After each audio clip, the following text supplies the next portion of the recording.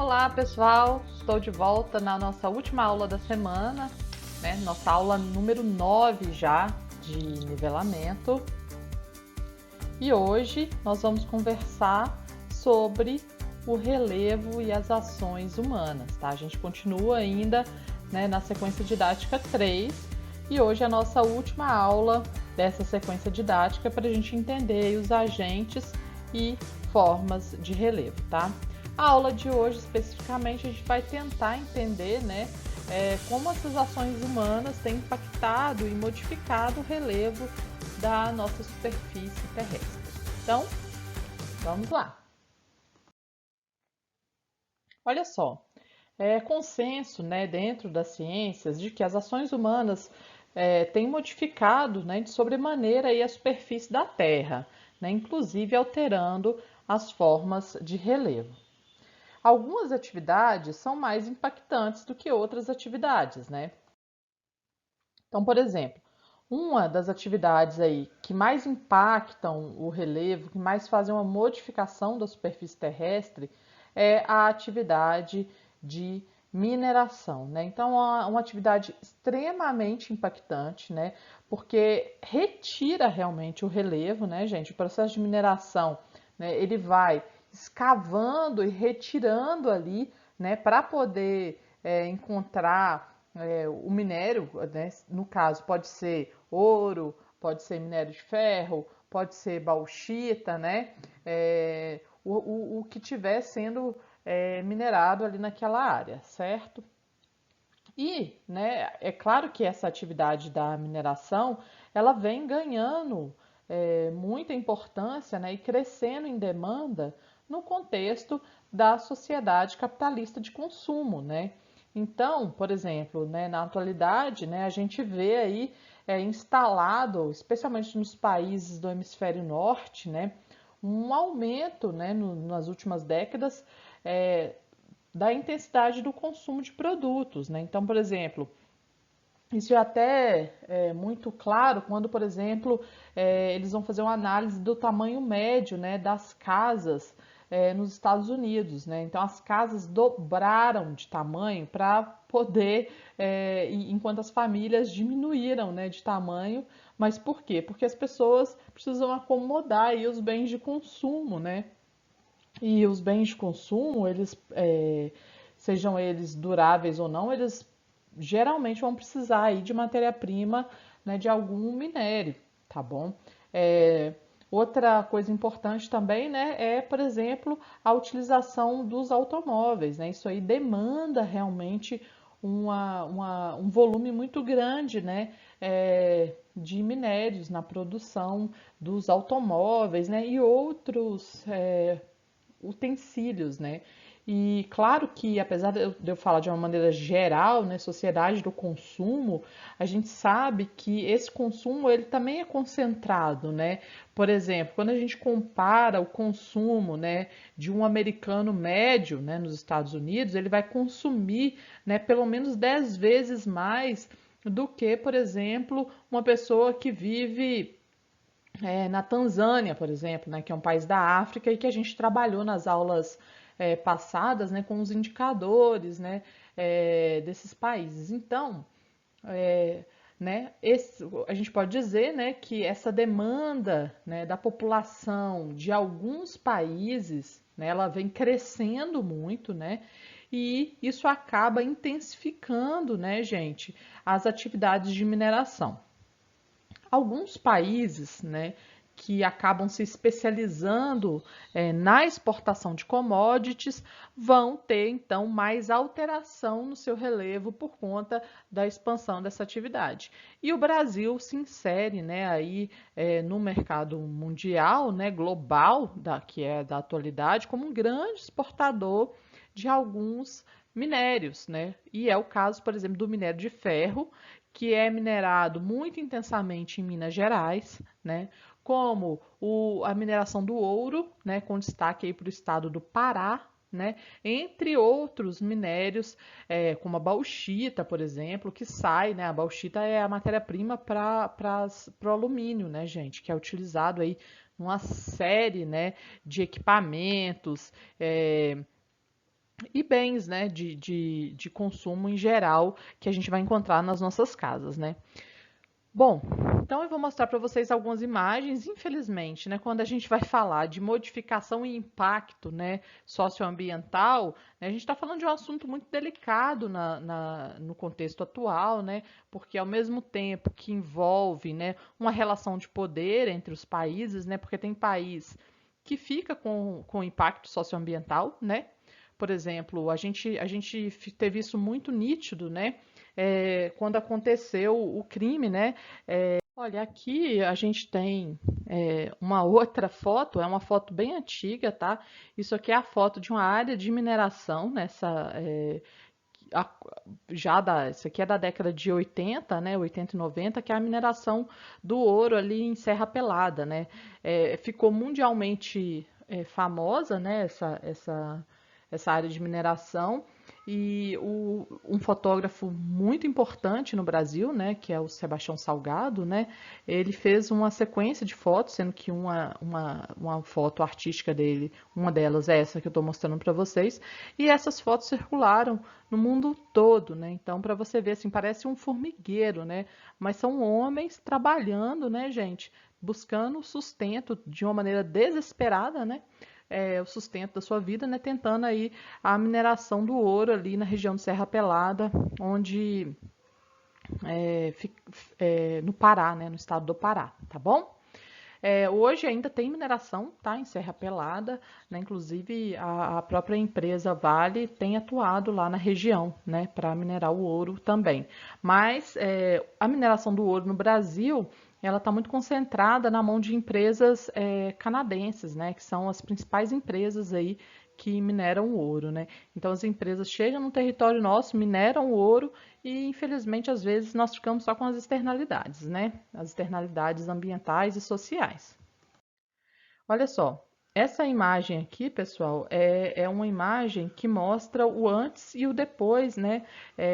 Do rompimento lá da barragem né, que aconteceu em Minas Gerais, né? Então vocês podem ver, olha só, que a modificação, né, de toda essa área aqui mudou completamente a paisagem, né? A gente não pode falar mais do mesmo relevo, né? Isso aqui vai virar outra coisa, né? Não tem uma grande modificação num intervalo muito curto de tempo, né? Então a gente começa realmente a pensar assim, nossa, por exemplo, isso aqui talvez seja similar a quando um vulcão entra em erupção nos países que estão ali nas áreas de ocorrência de vulcanismo, né?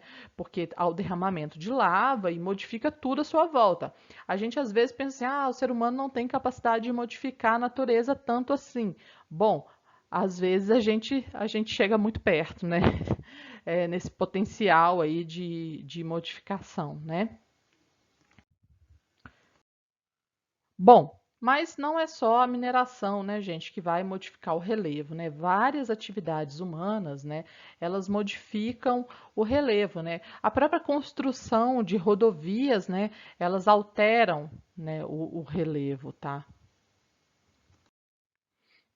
Outra atividade, gente, que modifica o relevo consideravelmente é a construção de hidrelétricas, tá? Aqui eu trouxe para vocês, né, uma foto da usina hidrelétrica de Tucuruí, tá? E a gente percebe, né, que depois que faz aqui, né, o represamento, tá vendo? Nessa parte aqui, né, o rio, né, ele acaba se alargando, né, gente, porque barra a água, então cria um lago, né? Então a primeira coisa, né, há uma inundação de uma grande área, né? Então, isso já modifica consideravelmente, certo? Aquela parte. Isso aqui, gente, que era um ambiente lótico, ou seja, um ambiente de rio, de água corrente com uma determinada velocidade, vira um ambiente lêntico, né? Que é um ambiente de lago, né? Então, muda completamente a dinâmica de deposição e fluxo de sedimentos, né? Então, a barragem, ela também tem um poder, né, de modificar o relevo muito grande, né? Então vejam só, o sedimento que antes era carregado, né, das nascentes com muita velocidade, né, por esse rio, agora ele vai ficar se concentrando aqui nessa parte, né, porque tá barragem, tem uma barragem agora, né? Então fica mais difícil escoar, né, o sedimento. Isso muda completamente a dinâmica de formação do relevo. Isso vai dar resultado daqui a milhões de anos, né? Então, a construção das barragens, elas vão impactar o relevo, tanto momentaneamente com né, o alagamento de muitas áreas, porque tem o lago, né, da barragem, quanto também ao longo de milhões de anos, né, porque muda a dinâmica de carregamento de sedimentos, né? Porque do ponto de vista da modificação do relevo, é isso que as águas superficiais vão realizar, né? Em relação ao relevo, tá? Olha só, aqui eu tenho uma imagem, né, de satélite para vocês, mostrando essa área de alagamento logo que a barragem foi realizada. Então aqui a gente tinha o rio, né? Aqui é Tucuruí, né? Aqui a gente tinha o rio, certo? E aqui é depois da construção da barragem nesse ponto, tá? Que eu grifei aqui em verde. Então veja aqui o alargamento, né, que se fez aqui, né, para a construção desse lago. Além disso, né, o processo da construção de uma barragem modifica todo o entorno, tá vendo? Então a área foi desmatada, né? Tudo aqui foi alterado em função dessa atividade humana, né? Uma atividade importante para a geração de energia elétrica, né? Mas que, por exemplo, no caso do Brasil, né, vários técnicos apontam que, por exemplo, a manutenção da própria rede de transmissão e a modernização da rede de transmissão é o que está faltando no Brasil, né? Não é a construção de mais uma usina, né? Que poderia aí economizar muitos quilowatts, megawatts, se houvesse uma melhoria, né, no processo de transmissão, porque a gente perde muita energia, né? Porque a transmissão é muito antiga, né? E tudo isso, certo? Bom, aqui, né, uma das mais famosas modificações do relevo, né, que aconteceram, que a gente sempre mostra, né, tem a ver com a construção de Itaipu, né, que é uma usina binacional aí, Brasil e Paraguai, né, gente? E para a construção da usina Itaipu, né, o lago que se formou acabou cobrindo um importante ponto turístico, né, que era a região das Sete Quedas, né, que eram sete é, corredeiras, né, que formavam aqui e acabou sendo coberto, né, pelo lago. Então aqui a gente tem um antes, né, e um depois aqui da formação do lago, né, da barragem de Itaipu. Bom, além das atividades de mineração, além, né, das construções de estradas, além das construções de hidrelétricas, né, que são atividades aí que vão modificar o relevo, né, a gente tem também modificações relacionadas ao próprio processo de agricultura, né, gente? A agricultura, quando ela é uma agricultura que não está aí assentada em boas práticas ambientais, né, ela vai provocar, por exemplo, o que a gente conhece como erosão dos solos. Né? Olha só, isso aqui é uma grande erosão. Professor, e qual que é o problema da erosão? Gente, a erosão é um problema muito sério, porque a erosão retira o solo. E retira o solo a ponto, às vezes, de chegar na rocha, né? Porque o solo ele tem os horizontes, né? Horizonte A, horizonte B, vocês devem ter estudado isso também na aula de biologia, né? E a gente vai ver isso também nas aulas à frente, né? Então, se você retira a parte do solo, né, que é importante para a nutrição das plantas, né, das plantas que são os nossos alimentos, você não tem como plantar. Por isso que a erosão, ela é um problema, né, que ameaça até, diríamos assim, quando ela começa a ficar sistemática, né, ela ameaça inclusive a produção de alimentos, né? Então a erosão é um problema sério mesmo. E a erosão, quando ela é muito profunda, né, e chega a atingir o lençol freático, ela já ganha até outro nome, ela vira uma vossoroca, né? É o que a gente chama de vossoroca, ou em alguns teóricos também usam o termo bossoroca, tá? Com B, mas é mais comum a gente escutar o termo vossoroca, tá?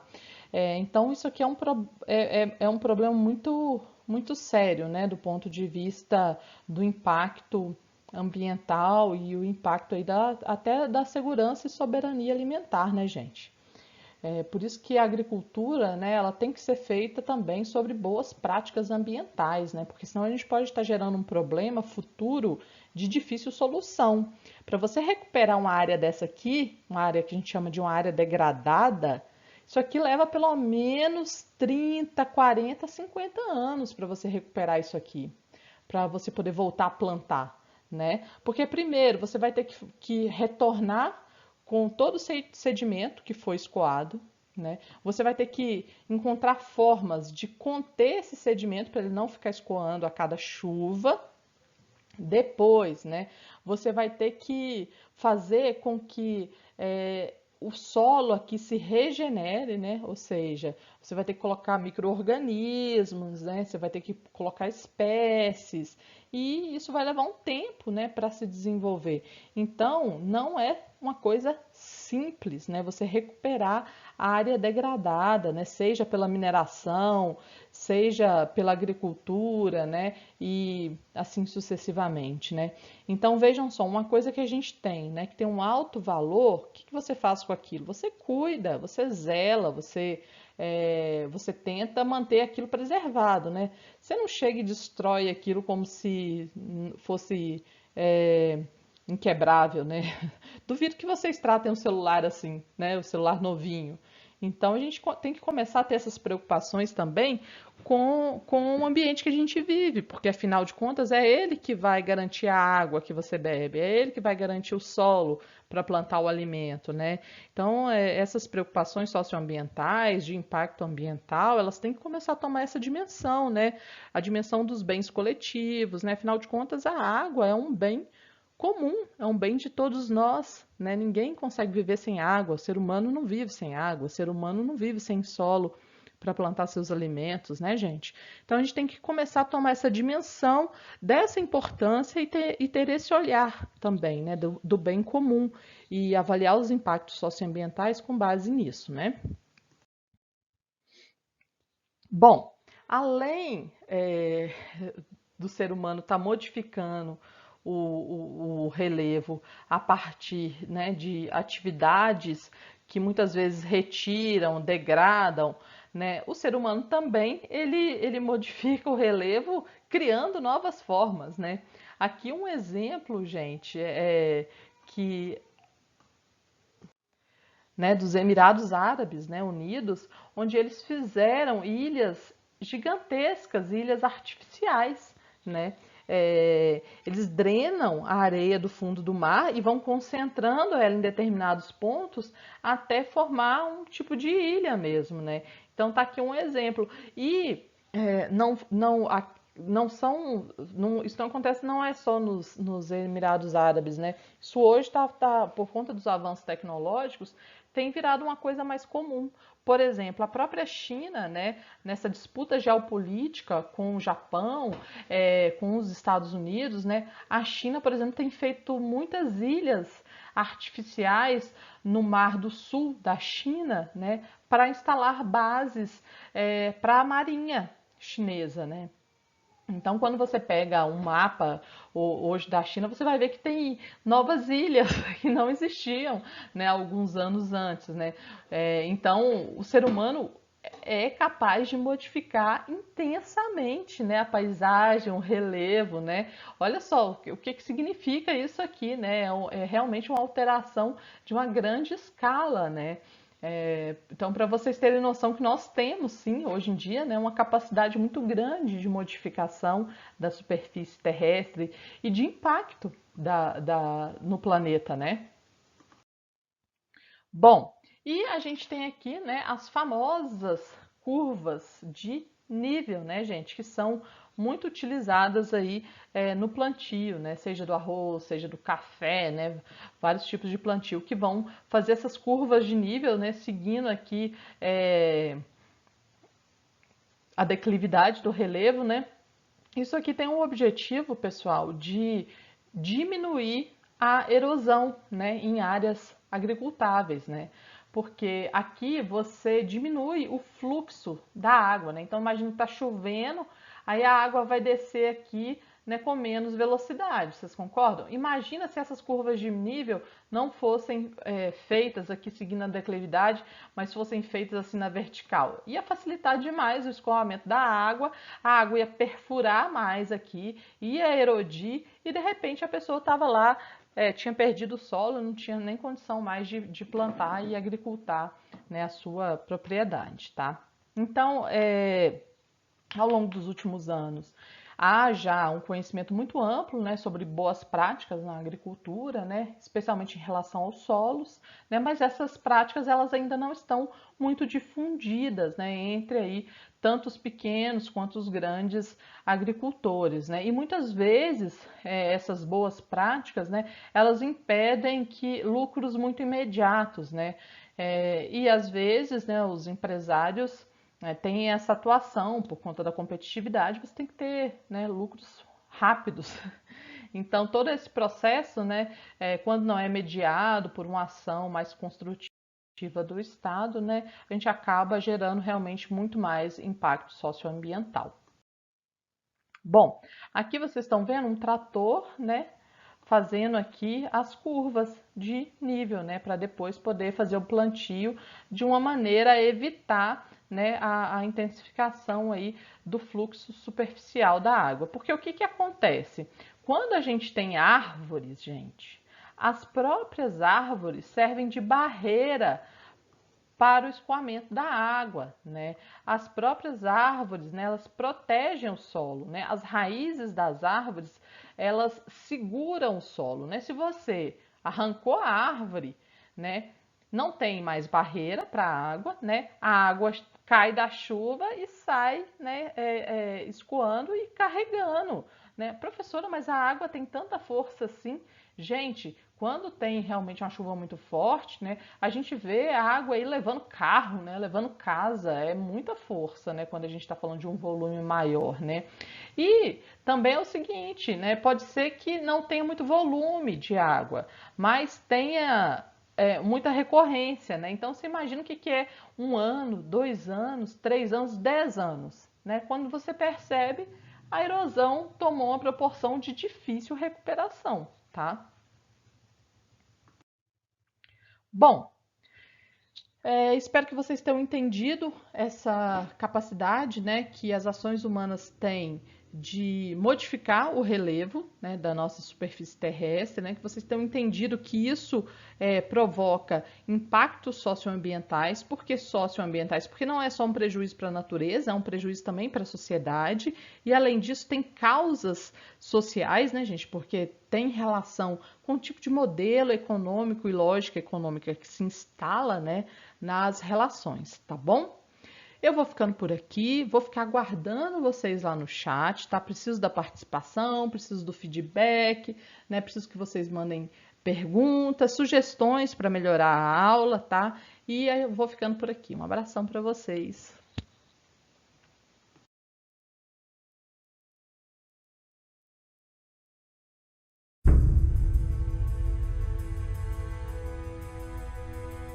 Após causar uma das últimas grandes revoluções científicas do século XX, a teoria do deslocamento continental tem reunido muitas observações geológicas em um modelo simples de várias placas em movimento, nas quais a maioria se associam a um continente e o assoalho marinho que o rodeia. A Islândia é o único lugar no mundo em que podemos ver fora da água a união das placas continentais euroasiática e norte-americana.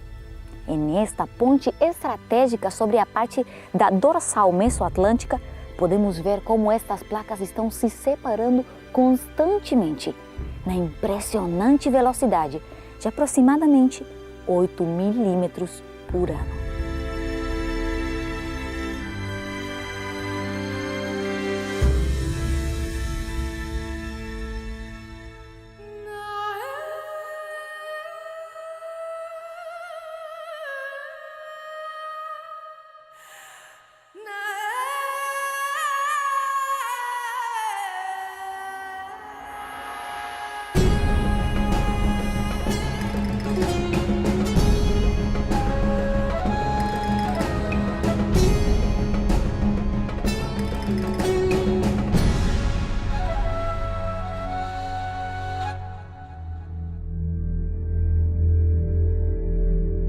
among geologists there is a saying that any questions that you can ask in geology, if you answer plate tectonics, it will be a good answer. So that is to give an idea of how plate tectonics has become a very useful framework, to a scaffold to frame a lot of the processes that we observe, almost like a unifying theory that tries to pull together several observations from different fields of geology. That's why plate tectonic has become so important in geology, because it allows to connect many observations from different fields. Plate tectonics is an interesting theory because the idea isn't that old.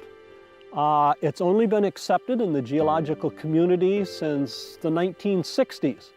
When new evidence became available. However, it was first suggested by a scientist back in the early part of the 20th century, 1910, 1920, about there, by Alfred Wegener. And his suggestion was continental drift, that the continents were plowing through the oceans and they were drifting.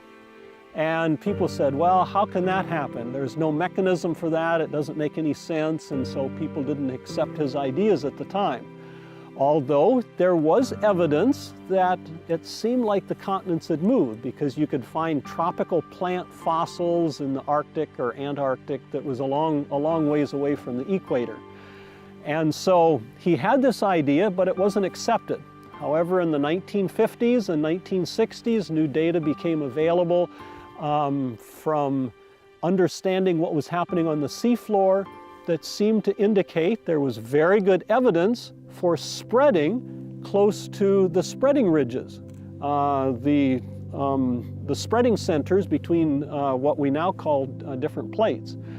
And so this seemed to be a major scientific revolution. There had been hypotheses before, it had been suggested before that the continents, for example, had drifted, or there was this clash of views or ideas between a fixist understanding of the crust of the Earth, where the continents and the oceans had been in the same place since antiquity, and so that was really a fixist idea, versus a more mobilist idea that these continents indeed could have even have moved, significantly through time. And the concept was resisted at first. It looked outside the box, and you really needed a solid explanation or solid evidence to support something that looked so dramatic, like the idea that continents could move around. It wasn't until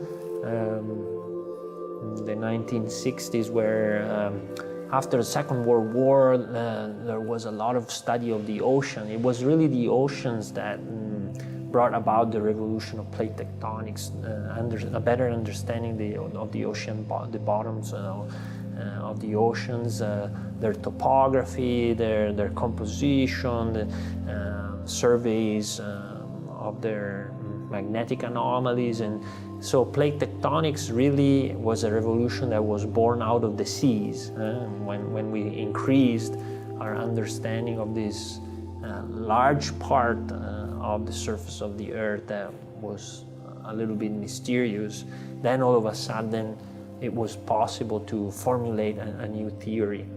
And so perhaps the revolution really came as a result of a large increase in information about a part of the crust of the Earth that hadn't been known very much. Uma revolução de conhecimento que se tornou uma revolução de paradigma. Uma comunidade científica que, mais uma vez, teve que reconhecer a necessidade de se atualizar, de se manter sempre aberta aos novos dados, de permitir ideias inesperadas e não censurá-las, porque, como podemos ver na história da teoria da tectônica de placas, não existe algo como uma garantia da verdade absoluta na ciência, ou sequer a segurança de que novas revoluções não surgirão a partir de dados que, no momento, ainda estão ocultos no vasto mundo que nos resta conhecer. Por diversos métodos, nós temos obtido informações, acumulado informações sobre a estrutura da Terra. Então, uma dessas técnicas é a tomografia sísmica, né, que nos permite ter quase que uma visão do interior da Terra. E essa visão vai melhorando à medida que as técnicas vão se aperfeiçoando. Hoje em dia, o modelo atual, o que parece ser indicado pelas evidências, é que a Terra tem uma camada praticamente líquida de material equivalente à lava que o vulcão expulsa, né? É o magma. E esse material tem diferentes temperaturas a diferentes profundidades. Isso causa movimentos de convecção. Então, quando é como água fervendo numa panela, numa chaleira, né? A parte de baixo aquece, expande, né? Cria bolhas que sobem e aquilo causa um movimento no líquido. A gente observa isso no Sol, por exemplo. O Sol também tem diferentes camadas, a gente consegue estudar essas camadas também por diversas... por uma variante dessa tomografia sísmica, né? Que a gente consegue ver as ondas de impactos refletindo na superfície do Sol e mapear um pouquinho o interior dele. E como existem essas diferenças de temperatura em camadas diferentes, nós vamos ter esses movimentos convectivos. Então imagina-se que aconteça isso no interior da Terra também. Partes de lava, vamos dizer assim, aquecida, né? Ela fica menos densa do que do seu material ao redor e sobe, né? Chegando próximo da crosta, ela vai ter que fazer um movimento de retorno, né? Porque lá ela se esfria, daí tende a descer de novo. Então a Terra seria teria um interior vivo, né? Um interior que tem movimentos. Todos esses movimentos internos da Terra acabam tendo um efeito nessa parte sólida que existe, que é uma camadinha fininha ao redor do planeta. Essa camada fina, então, está sendo afetada por movimentos que ocorrem logo abaixo, né?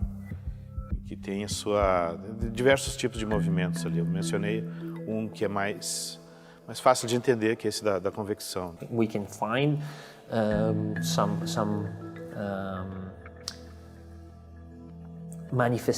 surface manifestation of the crust of the Earth not being homogeneous and of the crust of the Earth being dynamic. There are some that are very familiar to everyone, and there are some that are more indirect.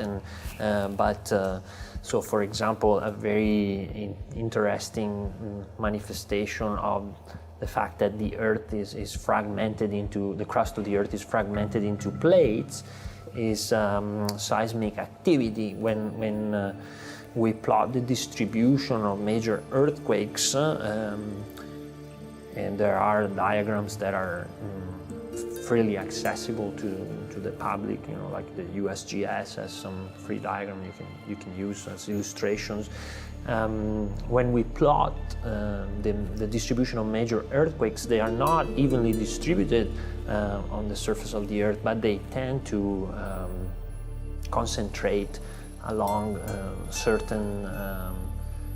in certain areas. A second manifestation of the possibility that the Earth, the crust of the Earth is not homogeneous is volcanism. Also, volcanism is distributed according to certain patterns on the crust of the Earth, and interestingly, there is also some overlap between the distribution of major earthquakes and major volcanic activity. And then the data on the composition of the crust of the Earth. So compositionally, the crust of the Earth is not really homogeneous. There are mainly two types of rock types, and one type is like granite, so to say.